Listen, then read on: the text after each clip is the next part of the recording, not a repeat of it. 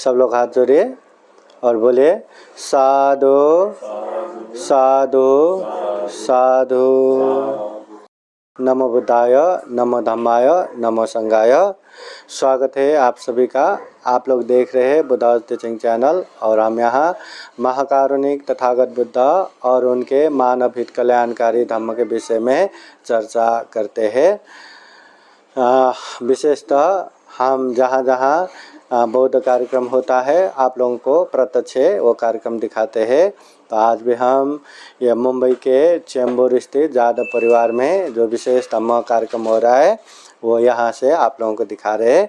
तो आइए आज का ये कार्यक्रम शुरू करते हैं। सर्वप्रथम महाकारुणिक तथागत बुद्ध धम्म संघ को त्रिवार वंदना करेंगे। जैसा मैं कहता हूँ आप लोग भी वैसा ही बोलिए। अरहं सम्मा संबुद्धो भगवा बुद्धं भगवन्तं अभिवादेमि स्वाखातो भगवता धम्मो धम्मं नमस्सामि सुपतिपन्नो भगवतो सावक संघो संघं नमामि। महाकारुणिक तथागत बुद्ध धम्म संघ को त्रिवार वंदना। आप सभी के जीवन में बुद्ध का आशीर्वाद रहे, धम्म का आशीर्वाद रहे, संघ का आशीर्वाद रहे, यही कामना करते हैं। आज विशेषतः मुंबई चेंबूर स्थित जादव परिवार में यह विशेष धम्म कार्यक्रम हो रहा है। तो सर्वप्रथम हम बुद्ध धम्म संघ को प्रणाम करते हुए ये बाबा साहब भगवान बुद्ध को फूल अर्पण करेंगे।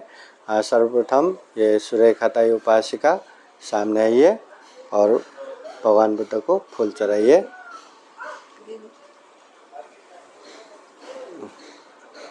बसुन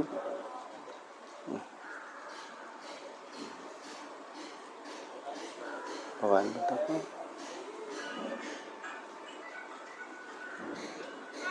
एक मेणबत्ती बंद।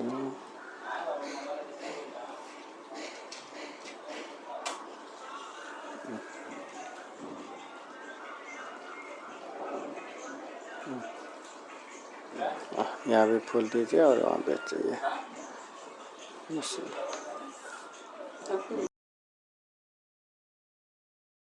सीखिए और यहाँ आइए और वंदना कीजिए।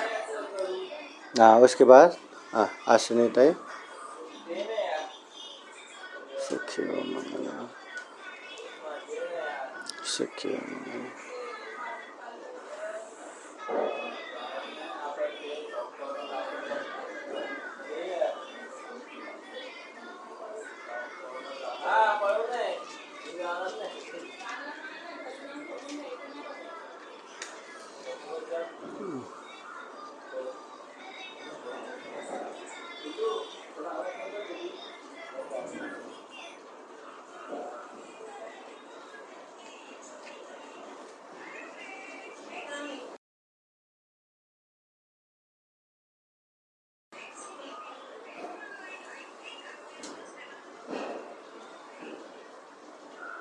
बस बस वो रहने दो। फूल यहाँ देखिए वहाँ वंदन कीजिए।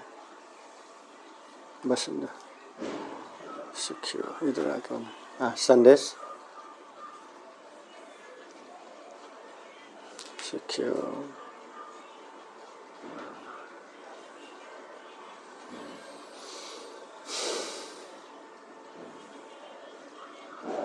ये फूल ये मैंने बताया चलाएंगे।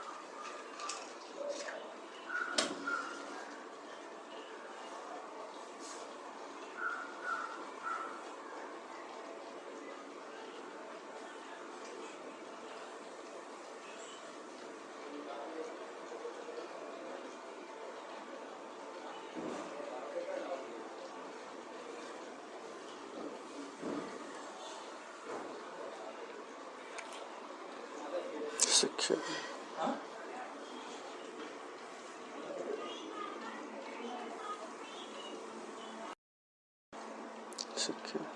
बैठे।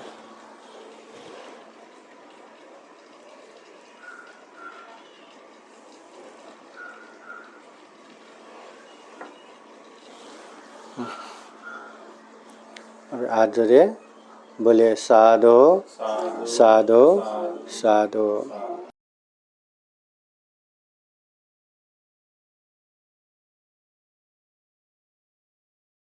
तो अभी हम बुद्ध धम्म संघ के शरण में जाके 5 शील पंचशील ग्रहण करेंगे।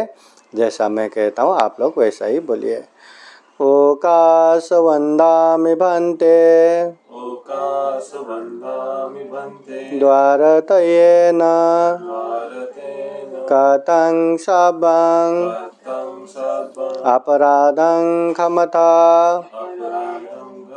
मे भन्ते द्वितीयम्पि तृतीयम्पि ओकाश अहं भन्ते त्रिशरणेन सह पंचशीलं धम्मं याचामि अनुगहं कृत्वा शीलं देता मे भन्ते द्वितीयम्पि तृतीयम्पि यमहं वदामि तं वदेत। नमो तस्स भगवतो अरहतो सम्मा सम्बुद्दस्स। नमो तस्स भगवतो अरहतो सम्मा सम्बुद्दस्स। नमो तस्स भगवतो अरहतो सम्मा सम्बुद्दस्स।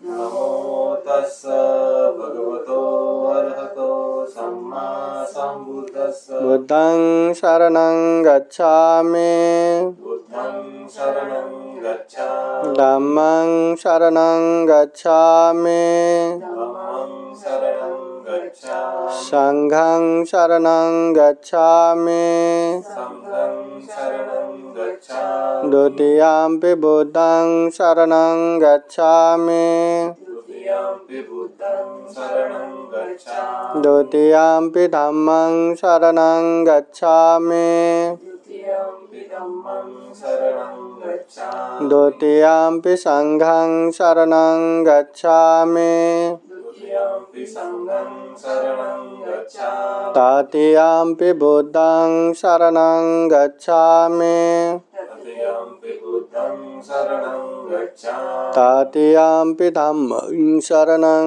गच्छामि तृतीयम्पि धम्मं शरणं गच्छामि तृतीयम्पि संघं शरणं गच्छामि तृतीयम्पि संघं शरणं गच्छामि ते शरणगमनं परिपूर्णं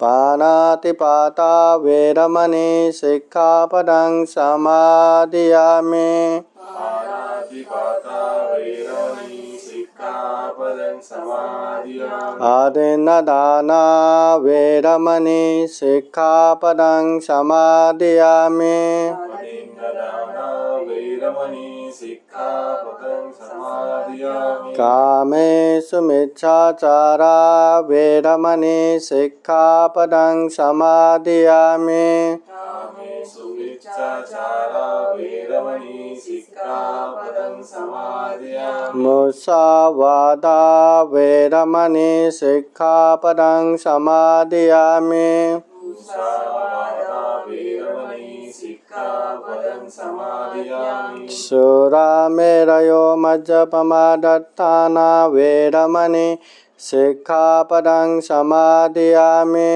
सुरामेरयो मज्जपमादत्ताना वेरमणि सिक्खापदं समादियामि ते शरणेन सह पंचशीलं धम्मं साधुकं सुरक्षितं कृत्वा अपमादेन सम्पादेत।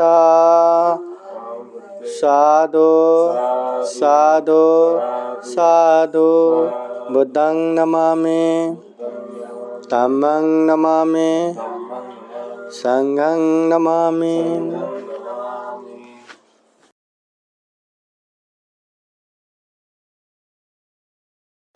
सब लोग हाथ जोड़िए और एक बार बोलिए साधु साधु साधु। महाकारुणिक तथागत बुद्ध धम्म संघ को त्रिवार वंदना। परम पूजनीय बोधिसत्व डॉक्टर बाबा साहब अम्बेडकर, यहाँ उपस्थित संपूर्ण जादव परिवार प्रमुख, प्रत्यक्ष अप्रत्यक्ष जुड़े हुए संपूर्ण श्रद्धा संपन्न बुद्धि संपन्न उपासक उपासिकाएं, बुद्ध धम्म संघ के शरण में जाके 5 शील पंचशील अच्छे से पालन करेंगे, ऐसा संकल्प अभी अभी हमने लिया। अभी बुद्धवाणी परित्राण पाठ करेंगे। बुद्ध धम्म संघ के अनंत गुण धम्म और आशीर्वाद से भरा हुआ इस परित्राण के अनुभव से आप सभी के जीवन में खूब खूब सुख हो, शांति हो, मंगल हो, कल्याण हो। जीवन में खूब सारा पुण्य धम्म करते हुए ये दुर्लभ, यह अमूल्य, ये सर्वश्रेष्ठ मनुष्य जीवन को सफल बना सके, सार्थक बना सके, ऐसी कामना करते हुए बुद्धवाणी परित्राण पाठ करते हैं। श्रद्धापूर्वक ध्यानपूर्वक परित्राण सुनने के लिए 3 बार साधु साधु बोलिए। साधु साधु साधु। समन्ता चक्रवालेषु अत्र गच्छन्तु देवता सदामं मुनिराजस शृण्वन्तु सद्गमोक्षदं धम्म श्रवण कालो अयं बदन्ता धम्म श्रवण कालो अयं बदन्ता परित धम्म श्रवण कालो अयं बदन्ता। नमो तस्स भगवतो अरहतो सम्मा सम्बुद्दस्स।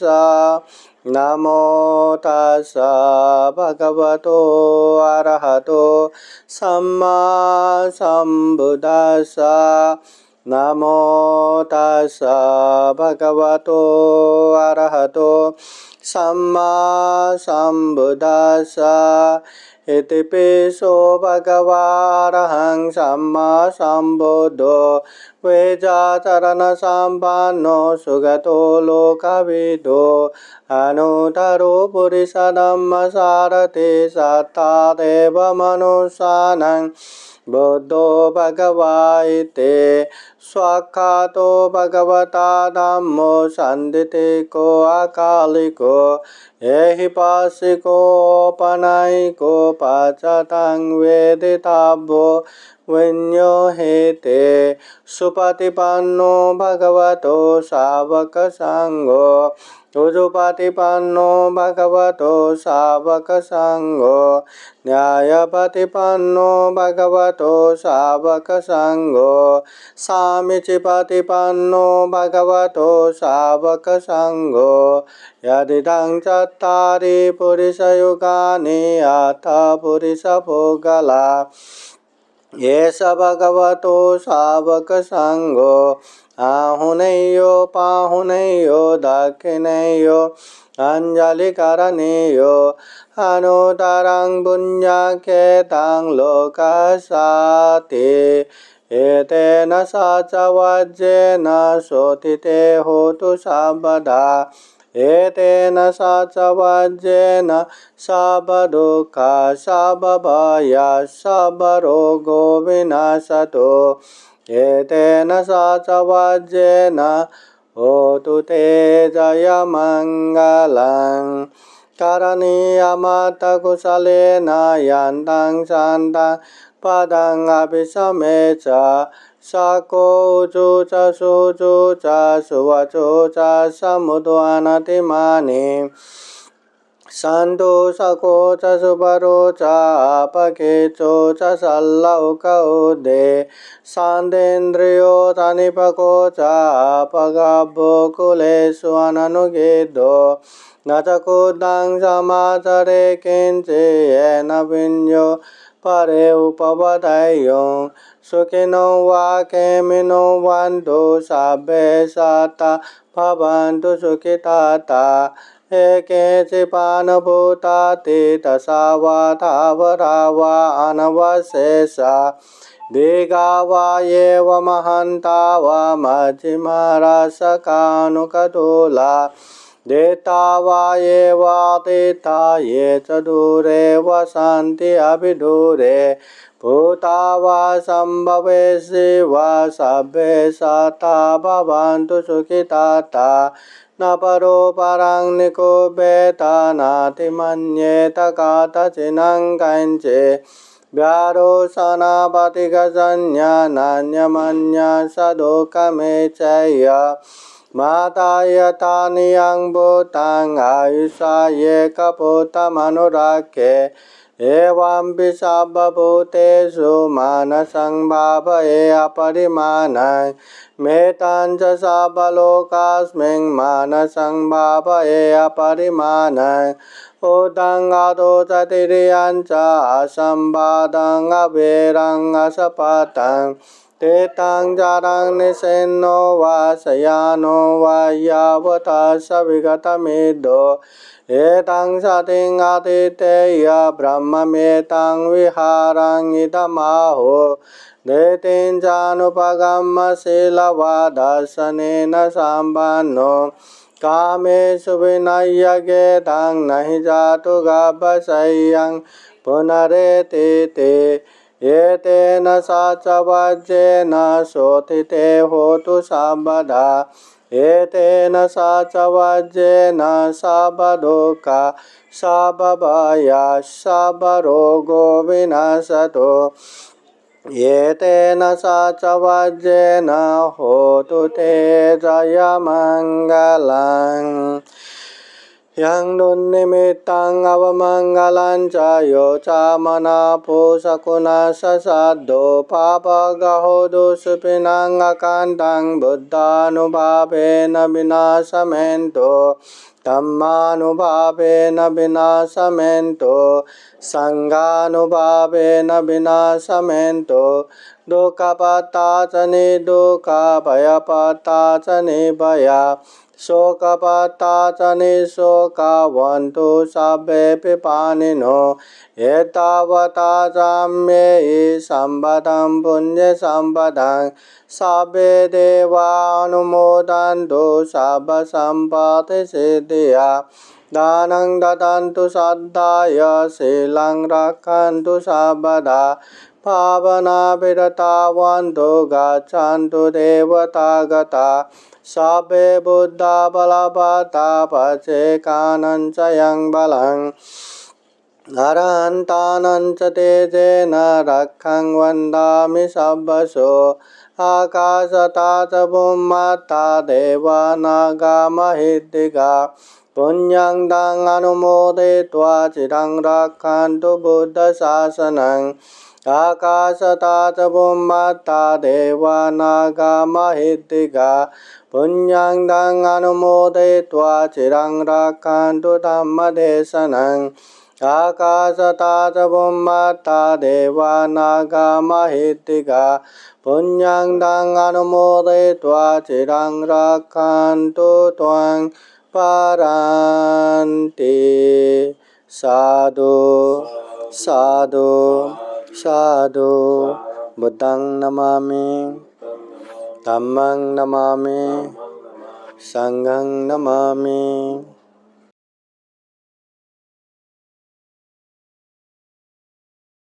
धम्मं चरे सुचरितं नतं दुच्चरितं चरे धम्मचारी सुखं सेति अस्मिन् लोके परामि च। महाकारुणिक तथागत भगवान बुद्ध को त्रिबार वंदना। महाकारुणिक तथागत बुद्ध द्वारा देशित सुआख्यात धम्म को त्रिबार वंदना। महाकारुणिक तथागत बुद्ध के आर्य श्रावक संघ को त्रिबार वंदना। परम पूजनीय बोधिसत्व डॉक्टर बाबा साहब अम्बेडकर आज के कार्यक्रम में उपस्थित संपूर्ण श्रद्धा संपन्न बुद्धि संपन्न उपासक उपासिकाएं। महाकारुणिक तथागत बुद्ध कहते हैं, धम्मं चरे सुचरितं, अच्छे धम्म का पालन करो। न तंग दुश्चरितं चरे, जो दुश्चरित्र है, जो गलत है, जो अकुशल है, उससे दूर रहो। धम्मचारी सुखं सेते, अच्छे धम्म पालन करने वाले, गलत धम्म से अलग रहने वाले ऐसे धार्मिक व्यक्ति सुखं सेते, सुख पूर्वक रहता है। अस्मिन् लोके परमित, ये लोक में भी, यहाँ भी, वहाँ भी, परलोक में भी सुख पूर्वक रहता है। महाकारुणिक तथागत बुद्ध हमेशा उपदेश देते हैं, पाप मत करो, धम्म करो, चित्त परिशुद्ध करो, अच्छे धम्म जो है उसे पालन करो, गलत धम्म जो है उससे दूर रहो, सुख पूर्वक रहेगा, शांति पूर्वक रहेगा। जो व्यक्ति पुण्य करता है, धम्म करता है, गारंटी उसके जीवन में सुख मिलता ही है, शांति मिलता ही है। और दुनिया में देखा जाए तो जितने भी लोग हैं सबको सुख शांति चाहिए। हर कोई हर चीज़ करता है तो वही सुख शांति के आस में। लोग पढ़ते हैं, लोग बड़े बनते हैं, लोग कमाते हैं, लोग ये घर बनाते हैं, गाड़ी लेते हैं, हर चीज़ के पीछे सुख शांति रहता है। मगर सुख शांति प्राप्ति के लिए वो कौन से रास्ते पे जा रहे, ये इम्पोर्टेंट है। सुख शांति के प्रलोभन में वो दुख शांति के मार्ग पे तो नहीं जा रहे। अगर दुख शांति के मार्ग पे जा रहे तो सुख शांति कैसे मिलेगा, है ना। अभी हमें जाना है नागपुर की तरफ, हाँ, मगर हम इधर रत्नागिरी की तरफ बढ़ रहे हैं तो नागपुर कभी पहुँचेंगे क्या, कभी नहीं पहुँचेंगे। हमें जाना पड़ेगा नागपुर की तरफ, फिर जाके आज नहीं तो कल नागपुर पहुँच ही जाएंगे। उसी तरह दुनिया में हर कोई सुख शांति चाहते हैं, तो सुख शांति चाहते हैं तो सुख शांति के रास्ते पे चलना शुरू करो। आज नहीं तो कल वो सुख प्राप्त होगा ही। मगर सुख शांति के मार्ग पे वो जाता ही नहीं, चलता ही नहीं, या गया तो भी अपोजिट चल के बस मुझे सुख चाहिए, शांति चाहिए कहने मात्र से वो सुख शांति मिलने वाला नहीं है। तथागत बुद्ध बहुत ही स्पष्ट रूप से बताते हैं कि दुनिया में जो जैसा कर्म करता है, अच्छा करो या बुरा, उसका परिणाम उसको ही भुगतना पड़ता है। ऐसा भी नहीं, हाँ, ऐसा भी नहीं कि मैं गलत करूँगा, पाप करूँगा तो कम से कम मेरे घर में 4-5 लोग हैं, मैं थोड़ा थोड़ा तो बांट के दे ही सकता हूँ। क्या ऐसा भी संभव है क्या? नहीं, जितना पाप किया खुद को ही भुगतना है। और ऐसा भी नहीं ना कि मैं इतने मेहनत से इतने परिश्रम से मैं पुण्य करूँगा, घर के 4-5 लोग हैं, सबको मैं, हाँ, मतलब वो अंश भाग तो नहीं लगता, या उन लोगों को भी तो बांट के देना न पड़े, है ना, वो भी ज़रूरत नहीं है। अगर हमने पुण्य किया है तो उसका सुख शांति भी भरपूर हमें ही मिलने वाला है।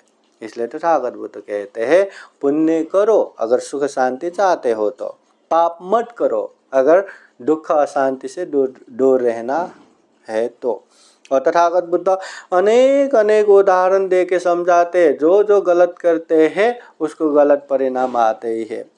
तथागत बुद्ध के समय में बहुत ही श्रद्धा पूर्वक एक भिक्षु बना।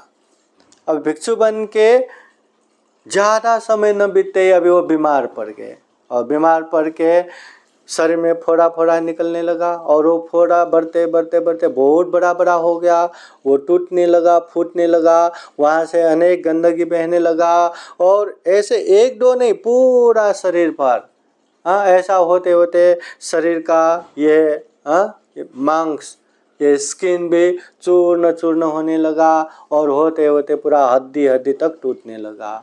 हाँ, तो ऐसे में वो जहाँ रहता है वहीं पूरे शरीर पे गंदगी बह रहा है, पूरे शरीर पे खून बह रहा है, उसका पूरा कपड़ा खून से लटपट लटपट है, और इतने दूर दूर से बास आता है तो उसके सामने भी कोई नहीं जाता, उसकी सेवा करना तो दूर की बात है। तो ऐसे वहीं रहो, वहीं सो जाओ, वहीं खाओ, वहीं मल मूत्र त्याग करो, ऐसे नरक में जैसा बैठना पड़ा। तो एक समय तथागत बुद्ध महाकरुणा समापति ध्यान से देखते हैं कि आज मैं किसका उपकार करूं या किसके पास जाऊं तो उसका उपकार होगा। तो ऐसे महाकरुणा समापति ध्यान में बैठते समय वही भिक्षु दिखाई दिया। बुद्ध वहाँ गए, बुद्ध खुद होके सेवा करने लगे तो बुद्ध को सेवा करते देख के बाकी सब भिक्षु लोग भी आए। किसी ने कपड़ा धो के दिया, किसी ने कपड़ा भिगो के उसको साफ कर दिया, किसी ने जगह साफ कर दिया। ऐसे अच्छे से साफ सुथरा करके, साफ सुथरा कपड़ा पहना के उसको अच्छे से रखा। कितने कितने समय से इतनी गंदगी में रह के घुटन हो रहा था। आज पूरा साफ सुथरा देख के मन हल्का हुआ, प्रसन्न हुआ। ऐसे समय में तथागत बुद्ध उसको उपदेश देते हैं, हे भिक्षु देखो, ये तुम्हारा शरीर पहले देखो और अभी का देखो। बुद्ध का ये उपदेश सुन के वो ध्यान करने लगे। अरे पहले मैं इतना हत्ता कता था, इतना बलवान था, जो मर्जी मैं कर सकता था, जो मर्जी खा सकता था, जहाँ मर्जी वहाँ जा सकता था। अभी देखो मेरा ये शरीर इतना बीमार, इतना अशक्त, इतना दुर्गंधित, ओहो अनित्य। तो अनित्य अनित्य याद करते करते, बुद्ध के उपदेश याद करते करते एकदम आलम्बन हो गया, ध्यान हो गया। और ध्यान करते करते वो भी दुख मुक्त अनंत हो गया और प्राण भी त्याग दिया, परिनिर्वाण भी हो गया। तो भिक्षु लोग पूछते हैं कि इतने दुर्गंधित वो भिक्षु जिसे पुटिगत तिस्स कहते हैं, एकदम दुर्गंधित भिक्षु नाम से पुकारते थे। तो वो दुर्गंधित भिक्षु मर गया, वो कहाँ गए होंगे? तो तथागत बुद्ध आके भिक्षुओं से पूछते क्या बातें हो रहा था? तो हम ऐसे बातें कर रहे थे। बुद्ध कहते हैं वो तिस्स भिक्षु दुख मुक्त अरहंत हो गया। तो सब लोग कहते हैं अरहंत होने के लिए कितना कितना पुण्य पारमिता लगता है। तो इतने पारमिता है तो इतना दुख कैसे? इतना नारकीय जीवन बिता के देखो मरते मरते समय तक इतना दुख कष्ट भुगतना पड़ा, ये क्यों? तो तथागत बुद्ध कहते हैं वो उसका ही कर्म विपाक था, उसने वैसा ही कर्म करके आए थे इसलिए ऐसा भुगतना पड़ा। तो ऐसा क्या कर्म था? भगवान अच्छा होता आप बताते। फिर वो तथागत बुद्ध समझाते हैं कि पहले एक जन्म में वो शिकारी होके जन्म हुआ था। उसका काम था जंगलों में यहाँ वहाँ जाल फैलाना, धनुष बाण से शिकार करना, और जितने भी जाल में आते वो पशु पंछी जानवर को इकट्ठा करके लाना, उन लोगों को मार के बड़े बड़े अधिकारियों को वो मांस सप्लाई करना, मांस देना, यहाँ वहाँ बेचना, और जो बचा है वो खा पी के जिंदा रहना। तो ऐसा करते करते वो जिंदगी बिता रहा था। तो बड़े बड़े अधिकारियों को हर दिन मांस पहुंचाना रहता है, तो हर दिन तो जाल में आता भी नहीं, और कभी कभी तो ज़्यादा भी आता था। तो ज़्यादा पशु पंछियाँ वो पकड़ के लाते हैं तो उसको रखने की जगह नहीं, शिकारी है, गरीब है, तो जगह नहीं, तो वो क्या करता था, कल परसों तक तो इन लोगों को बचा के रखना है, अभी मार के रखेंगे तो कल परसों तक बास आएगा, ये सारा का सारा वेस्ट जाएगा, तो करेंगे तो क्या करेंगे?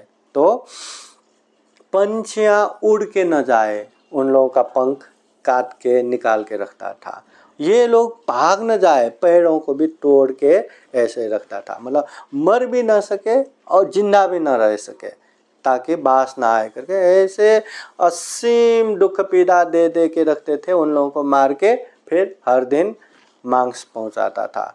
तो प्राणियों को हिंसा भी करके आए और इतना यातना भी दे के आए, तो उसी कर्म के विपाक से कितने कितने दुर्गति में गए, कहाँ कहाँ दुख भुगतने के बाद अंतिम समय में अनंत होने को आए, फिर भी है ना वह इतना बीमार होके दुख कष्ट सह के बैठना पड़ा। इसलिए तथागत बुद्ध कहते हैं जो हम करते हैं, जो बीज हम बोते हैं वही फल आते हैं।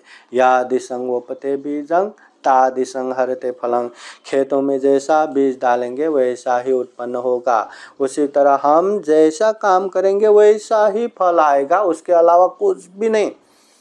वो तो हमारा नसीब है कि हमें इतना दुर्लभ जीवन मिला, और नसीब है इतना दुर्लभ तथागत बुद्ध मिला, तथागत बुद्ध के सद्धर्म मिला, अच्छे बुरे का पहचान मिला, पाप धम्म का पहचान मिला। हम चाहे तो अच्छे से अच्छे पुण्य करके धम्म करके आगे बढ़ सकते हैं, ये ऐसा जीवन है। अगर हम न चाहे तो न चाहते हुए भी गलत गलत अकुशल अकुशल करते करते आगे बढ़ सकते हैं, है ना। अभी देखो मामा देखो, दुर्लभ जीवन मिला है, हमें भी मिला है उनको भी मिला है, बुद्ध का धम्म उनको भी मिला है, हमको भी मिला है। बुद्ध का सद्धर्म उन्होंने भी सुना है, हमने भी सुना है, पर न चाहते हुए भी न दारू छोड़ पा रहा है, न कुछ कर पा रहे, है ना। इतना दुर्लभ जीवन है। इसलिए बुद्ध कहते हैं ऐसे अकुशल पाप से दूरी रहो। इससे बहुत बहुत दुख कष्ट भुगतना पड़ता है, क्योंकि बीज हम वैसा ही डाल रहे तो उसका इतना बढ़ चढ़ के, इतना बढ़ चढ़ के, इतना बढ़ चढ़ के उसका विपाक आता है, और वो विपाक बहुत भयानक रहता है। इसलिए तथागत बुद्ध कहते हैं अकुशल पाप मत करो। और इस तरह का विपाक बहुत आया है। जैसे तथागत बुद्ध के अग्र श्रावक सारिपुत्र मौदगलयन, उसमें से मौदगलयन भिक्षु तो रिद्धि शक्ति में एतदक प्राप्त, अग्र स्थान प्राप्त, लाखों भिक्षुओं में सबसे ऊपर है। आकाश में उड़ना हो, एक ही झटके में कहीं से कहीं पहुंचना हो, स्वर्ग घूम के आना हो, नर्क घूम के आना हो, सारे के सारे करने वाले ये मौदगलयन भिक्षु। पर उनको भी 500 डाकुओं ने घेरा लगा लगा के बार बार मारने को आया, पर वो रिद्धि शक्ति तुरंत कहाँ से कहाँ पहुँच जाता, कभी पकड़ न पाया।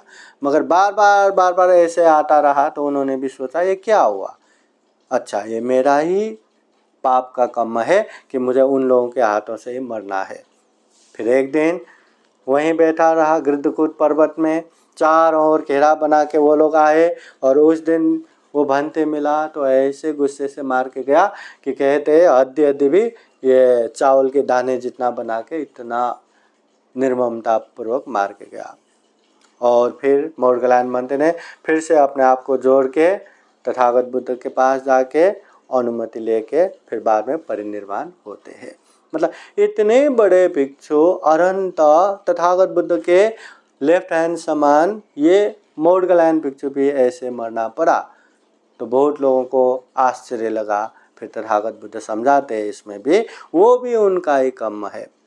एक समय में जब माता पिता की सेवा करके बैठ रहे थे और माता पिता बूढ़े हो चुके थे, अंधे हो चुके थे, ऐसे समय में अभी बीवी की बात सुन सुन के उसको भी ऐसा लगने लगा कि हाँ माता पिता बूढ़ा बूढ़ी हो चुके हैं, आंखों से अंधे हैं, जब तक जिएंगे उनको दुख कष्ट ही है, जब तक जिएंगे वो लोग दुख कष्ट ही भुगत रहे, तो उन लोगों को अगर मार देंगे तो मुक्ति हो जाएगा। तो मारेंगे कैसे, माँ बाप को मारना तो बहुत भयानक है, कैसे मारेंगे, तो एक प्लान बना के उन लोगों को चलो कहीं तो घूमने जाएंगे करके उन लोगों को जंगल में लेके गया। और मैं थोड़ी देर में आता हूँ, मैं टॉयलेट जाके आता हूँ करके उन लोगों को वहीं रखा, और कहीं गए जैसा करके फिर खुद ही डाकू जैसा हा हा हो करके माँ बाप को मारने लगा। ऐसे समय में माँ बाप के मुंह से एक ही शब्द निकल रहा था कि बेटा यहाँ डाकू आया है, तुम यहाँ मत आओ, हम तो आज नहीं तो कल मरने वाले ही है, हमने तो अपनी ज़िंदगी जिया है, तुम्हारा तो पूरा ज़िंदगी पड़ा है, परिवार पड़ा है, तुम यहाँ मत आओ, तुम आएंगे तो तुम्हें भी मार डालेगा, भागो भागो करके वही बोल रहा था। तो बेटे जो अपने माता पिता को मारने में लगे हैं, पर मरते समय में भी ऐसे मुंह से अपने लिए ही ऐसे करुणा मैत्री, ये सुन के उसको बहुत पछतावा हुआ। वो सब वो लकड़ी ये वो जो मार रहे थे वो फेंक दिया, पैरों में पड़ के क्षमा मांगा, और फिर से घर में ले जाके अच्छे से सेवा करके जिंदगी भर सेवा किया। मगर माता पिता को मारा नहीं, जान से नहीं मारा, मगर मारने के मनसाए से इतना चोट तो पहुंचाया ना, तो इसलिए उसका भी कितना कितना कितना दुर्गति भुगतने के बाद अंतिम समय में मौदगलयन भिक्षु होते समय भी ऐसे दूसरों के हाथों द्वारा मरना पड़ा। तथागत बुद्ध कहते हैं न अंत लिखे न समुद्र मज्जे न पब्बतानंग विवरंग पविसा। अगर कोई व्यक्ति अकुशल करते हैं, पाप करते हैं, तो दुनिया में वो पाप से बचने की जगह कहीं भी नहीं है, न पानी में, न आकाश में, न जमीन में, पाप से बचने की जगह कहीं भी नहीं है। इसलिए बुद्धिमान व्यक्ति पाप नहीं करता, मौका मिलने पर भी हिंसा नहीं करता, मौका मिलने पर भी चोरी नहीं करता, मौका मिलने पर भी काम मिथ्याचार व्यभिचार नहीं करता, मौका मिलने पर भी झूठ असत्य नहीं बोलता, मौका मिलने पर भी दारू नशा पता सेवन नहीं करता। जो व्यक्ति मैं हर दिन तो पंचशील पालन करता ही हूँ, आज के दिन चलो ये थोड़ा सा मार देते, चोरी करते, व्यभिचार करते, झूठ बोलते या दारू पीते हैं, हाँ, उसका पाप नहीं लगेगा क्या? या हर दिन पालन करने वाले को इतना माफ है क्या? हम जिंदगी भर वो आग से दूर रहे और किसी दिन हम वो आग को पकड़ने गए तो इतने दिन मुझसे दूर रहा, चलो इसको माफ देता हूँ करके वो आग माफ देगा या जला देगा? आग का स्वभाव है जलाना, वो तो जला ही देगा। उसी तरह अकुशल पाप का स्वभाव है उसका दुष्परिणाम आना, इसलिए छोड़ता नहीं। चाहे एक दिन पालन करो, एक हफ्ता पालन करो, एक साल पालन करो, 1000 साल पालन करो, मगर जैसे ही बिगाड़ेंगे उसका पाप हमें लगता ही है। हाँ, इसलिए पहला काम पाप मत करो, दूसरा काम किसी को भी पाप मत कराओ, तीसरा काम अगर कोई पाप करते हैं तो उन लोगों को अप्रिशिएट मत करो, उन लोगों का प्रशंसा मत करो। इसलिए खुद भी पाप मत करो, दूसरों को भी मत कराओ और किसी को भी प्रेरणा मत दो, मैं तो नहीं करता, चलो ये लोगों को करवाते हैं। हाँ, मैं तो किसी को हिंसा नहीं करता, लो तुम हिंसा करो करके दूसरों को पैसा दे के ये वो दे ऑर्डर देते हैं तो वो भी पाप होता है। इसलिए गलत पहचानना ये भी बहुत बड़ा बुद्धिमानी है, समझदारी है। जो व्यक्ति गलत काम करते हैं पर फिर भी वो समझना ही नहीं चाहते तो कितना भी भगवान बुद्ध सामने रखो, चारों ओर भगवान बुद्ध रखो, फिर भी वो हर तरह का पाप करेगा ही। हाँ, करने वाले को कौन रोक सकता है? हाँ, यहाँ नहीं तो वहाँ, वहाँ नहीं तो वहाँ, इंसान है ना, बुद्धिमान है, वो बुद्धि कहाँ प्रयोग कर रहे वो खुद ही जानता है। गलत करने वाले करता ही है, पर याद रखो सबके सामने गलत करो या अकेले में गलत करो, गलत तो गलत ही है, पाप तो पाप ही है। इसलिए सिर्फ सबके सामने ही नहीं, मौका मिलने पर या अकेले रहने पर भी ये पाप से दूर रहना चाहिए। जितना पाप से दूर रहेंगे उतना ही कल्याण होगा। इसलिए ये थोड़े थोड़े से क्या होगा ऐसा नहीं सोचना चाहिए।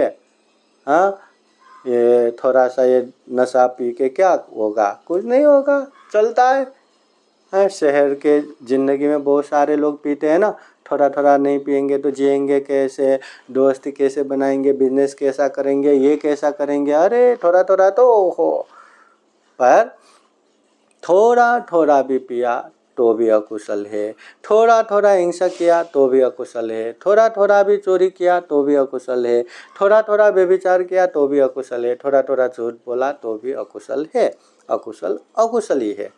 तथागत बुद्ध ने सुरा मेरय मद्यपमादत्थाना वैरमणि अमल नशा पदार्थ सेवन ना करने का उपदेश दिया तो कभी भी तथागत बुद्ध ने ऐसा बोला है क्या कि थोड़ा थोड़ा पिया तो कुछ नहीं होगा, या अपने लिमिट में रह के पिया तो कुछ नहीं होगा, ऐसा बोला है क्या? हाँ, बोला है नहीं, क्योंकि ये अकुशल है। और अकुशल थोड़ा भी किया तो जितने पुण्य कार्य में फोर्स होना चाहिए इतना फोर्स नहीं होता, इतना वीर पराक्रम नहीं होता। और ये अकुशल मन से दान में भी इतना आगे नहीं बढ़ पाएंगे, शील में भी इतना आगे नहीं बढ़ पाएंगे, ये भावना में भी इतना आगे नहीं बढ़ पाएंगे। पर हाँ, एक चीज पक्का है, जो भी आप करते हैं, जो भी आप लोगों ने करके आए, पर वर्तमान समय हमारे हाथ में बरका। हाँ, सही मायने में ये वर्तमान समय हमारे हाथ में।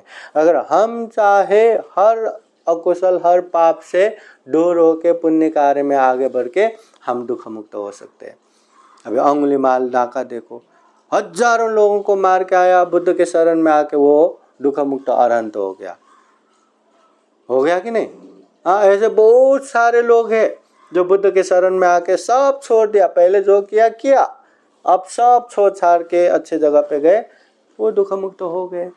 इसलिए बड़ी बात नहीं है कि हिंसा करता है, चोरी करता है, व्यभिचार करता है, झूठ बोलता है, नशा पता सेवन करता है। बड़ी बात है कि ये जो मैं कर रहा हूँ ये गलत है, ये अकुशल है, ये पाप है, बस इतना समझ के उससे दूर रहा उससे दूर होने की अभ्यास किया और अच्छे जगह पे जाता रहा तो वो हमारा पुण्य हो गया, धम्म हो गया। सबसे पहले तो गलत नहीं करना चाहिए। गलत करते हैं तो समझना चाहिए मैं गलत कर रहा हूँ, और गलत समझने के बाद उससे किस तरह से दूर रहना है वो हमें पता होना चाहिए। एक छोटा बच्चा, उसको कितने भी गंदगी में रखो उसमें बहुत मज़ा ले लेके खेलते रहते हैं, उसको मज़ा आता है कितना भी गंदगी हो। मगर वही बच्चा बड़े होने के बाद ऐसे ही गंदगी में खेल के बैठेगा क्या? थोड़ा भी लगाता छी छी छी छी कैसे गंदगी, अभी धोना है, साफ करना है। वैसे ही जिसको पाप पता नहीं वो पाप करते जाते पर पाप पता होने के बावजूद भी फिर से पाप करेगा क्या? अगर करता है तो बड़े होने के बाद भी वही गंदगी में खेलने जैसा ही हो गया। तो पाप पता चला तो पाप से दूर रहना चाहिए, पाप से बच के रहना चाहिए। पता ही नहीं तो नहीं, जब पता हुआ तब तो सजग सचेत रहना चाहिए, और सजग सचेत नहीं रहा, पता होने के बाद भी गलत काम में आगे बढ़ता रहा, तब हम सही मायने में इंसान नहीं है। हमने वो इंसानी भावना ख़त्म कर दिया, वो इंसानी गुण धर्म ही ख़त्म कर दिया। हम इंसान इसलिए भी है, हमें विवेक बुद्धि है, चिंतन मनन है, प्रज्ञा है, अच्छे बुरे पाप धर्म समझ सकते हैं, हर पाप से दूर रह सकते हैं, हर धर्म में आगे बढ़ सकते हैं। इतना दुर्लभ सर्वश्रेष्ठ ये जीवन है। इसलिए ये जीवन में जितना हो सके पुण्य करना है, धर्म करना है, और पुण्य धर्म करते भी ये समझना है कि मैं पुण्य कर रहा हूँ, धर्म कर रहा हूँ, नहीं तो हर बार में बहुत ही मार आता है। दान दूँ तो ये दान भी क्यों दूँ, इससे तो मैं ऐसा करूँगा वैसा करूँगा, मार आता है, लोभ मार आता है। शील पालन करूँ तो है, ये शील पालन करने से अच्छा है मैं दारू पी के मजा करूँ, मैं ऐसे घूम फिर के झूठ बोल के मजाक लूँ, ऐसा वैसा गलत गलत भावना आता है। अभी ध्यान भी क्यों करूँ, इससे अच्छा मैं ये करूँ वो करूँ। तो पुण्य पुण्य है, कुशल कुशल है, ये भी पता होना चाहिए। कुशल करने से हमें सुख शांति मिलेगा, ये भी पता होना चाहिए। उसी तरह पाप पाप है, अकुशल अकुशल है, ये भी पता होना चाहिए। अकुशल करने से दुख आएगा ही, ये भी पता होना चाहिए। अभी बहुत बार ऐसा भी लगता है कि कोई इंसान गलत कर रहा है, अकुशल कर रहा है, फिर भी वो बहुत सुखमय जीवन बिता रहे। उसके पास धन संपत्ति भी है, गाड़ी बंगलो भी है, बैंक बैलेंस भी है, सब है, बहुत सुखी दिखता है। जैसे अभी हम 2 घंटे से यहाँ बैठे हैं, 2 घंटे में किसी ने खाना नहीं खाया ना, 2 घंटे में, फिर उसके भी कुछ देर बाद चलो अभी संदेश ने खाना खाया, बाकी लोग ने और 2 घंटा वेट किया, दिखने में तो भूखा ही है ना, भूखा है ना। तो क्या पता आपने वो 4 घंटे पहले खाना खा के बैठे हो तो और 4 घंटा क्या, और 2 घंटा भी आप लोग आराम से रह पाएंगे। दिखने में भूखा है, आप लोग 2 घंटे से नहीं खा रहे, 4 घंटे से नहीं खा रहे, और 2 घंटा भी नहीं खा रहे, 6 घंटा हो गया, क्या पता उससे पहले बहुत खा पी के बैठे हो। वैसे ही दुनिया में बहुत सारे लोग ऐसे रहते, बहुत पुण्यवान रहते हैं। तो पुण्यवान होने की वजह से वो गलत भी करेंगे तो अच्छे से उसमें सफल हो जाता है, और पुण्यवान है ना तो हर चीज़ में उसको भर भर के मिलता है। तो लोगों को लगता है ये पाप कर रहा है फिर भी उसका अच्छा हो रहा है, हो सकता है उसने पहले बहुत पुण्य करके आए हो, पर पुण्यवान है। तो हम अभी जिस राह पे चलेंगे वहाँ सफल हो जाएगा, गलत करेंगे तो गलत में भी सक्सेस हो जाएगा, अच्छे करेंगे तो अच्छे में भी सफल हो जाएंगे। मगर अच्छे करेंगे तो अभी भी बाद में भी अच्छा होगा, बुरा करेंगे तो अभी भी बाद में भी बुरा ही होगा। ये बात हमें स्पष्ट रूप से जानना है, और जितना हो सके उतना गलत अकुशल से दूर रहना है। जब तक हम ये अकुशल से दूर नहीं हो पाएंगे तब तक हमारा कल्याण संभव नहीं है। इसलिए आज के समय में ज़्यादा लंबा धम्मदेश न देते हुए हम यही कामना करेंगे कि जीवन में कुशल अकुशल को समझ लीजिए, पाप धर्म को जान लीजिए, अगर हमने पाप करके बैठे हैं, अकुशल करके बैठे हैं, तो समझ लेना अकुशल कर रहा हूँ, पाप कर रहा हूँ। जितना हो सके उतना जल्दी उस पाप से दूर हो जाइए। अगर हम जीवन में पुण्य कर रहे, धर्म कर रहे हैं, तो समझ लीजिए हम पुण्य कर रहे, धर्म कर रहे, इसको और अच्छे से दृढ़ रूप से करते करते आगे बढ़ सके और जीवन में ढेर सारा पुण्य धर्म करते हुए ये दुर्लभ, यह अमूल्य, ये सर्वश्रेष्ठ जीवन को सफल बना सके, सार्थक बना सके। अंत में जन्म जरा व्याधि मरण से मुक्त, सभी दुखों से अलग, जिसे विमुक्ति सुख कहते हैं, जिसे निर्वाण सुख कहते हैं, वो निर्वाण सुख भी प्राप्त कर सके, ऐसी कामना करते हुए ये धम्म देशना यहीं समापन करते हैं। सबका मंगल हो, सबका कल्याण हो। भवतु सब मंगलं। साधु साधु साधु साधु। धम्म देशना के अंत में आप लोगों को बुद्धवाणी पाली गाथा द्वारा आशीर्वाद देते हैं। आप सभी के जीवन में बुद्ध का आशीर्वाद रहे, धम्म का आशीर्वाद रहे, संघ का आशीर्वाद रहे। सवेतियो विभाजान्तो सब्बरोगो विनाशतो माते भवतु अन्तरायो सुखी दीर्घायुको भव। भवतु सर्वमङ्गलं रक्षन्तु सर्वदेवता सर्वबुद्धानुभावेन सदा सोत्थि भवन्तु ते। भवतु सर्वमङ्गलं रक्षन्तु सर्वदेवता सर्वधर्मानुभावेन सदा सोत्थि भवन्तु ते। भवतु सर्वमङ्गलं रक्षन्तु सर्वदेवता सर्वसङ्घानुभावेन सदा सोत्थि भवन्तु ते। एचितं पाचितं दुह्यं क्षिप्रमेव समीचतु सबे पुरन्तु चित्तसङ्कल्पा छन्दोपन्नरसो यथा। आयु आरोग्य सम्पत्ति सग सम्पत्तिमेव च अतो निब्बान सम्पत्ति इमिनाते समीचतु। साधु साधु साधु। बुद्धं नमामि, धम्मं नमामि, संघं नमामि, अहं वन्दामि सर्वदा। सबका मंगल हो, सबका कल्याण हो, सुखी हो, सुखी हो, सुखी हो। साधु साधु साधु। बुद्धं नमामि, बुद्ध को नमन करता हूँ। धम्मं नमामि, धम्म को नमन करता हूँ। संघं नमामि, संघ को नमन करता हूँ।